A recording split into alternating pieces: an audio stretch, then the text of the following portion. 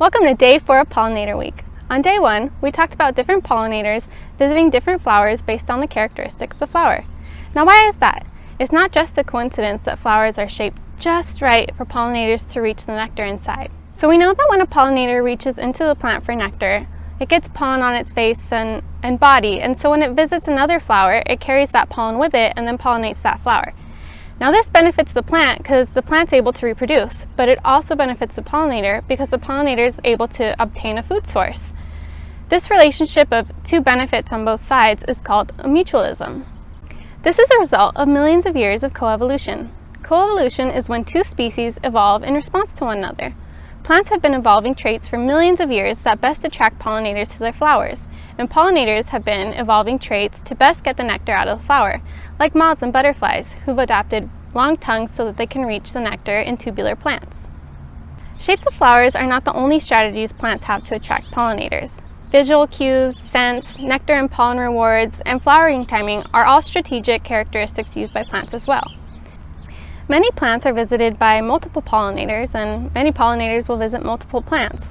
But in some cases, a pollinator might visit only one plant, or a plant might only be visited by one pollinator. In these instances, the pollinator and the plant may have co-evolved together to only depend on each other. This is obligate mutualism. If the pollinator goes extinct, so does the plant, and vice versa, because they depend only on each other. This is the case with the yucca and the yucca moth. These intricate relationships are important to understand in order to understand just how large of an impact threats to pollinators have on their ecosystems. Threats including habitat loss, pesticide use, and climate change. So let's talk about climate change. During the last few years, we've heard about earlier springs, which is pointing out the fact that plants are starting to bloom earlier in the year.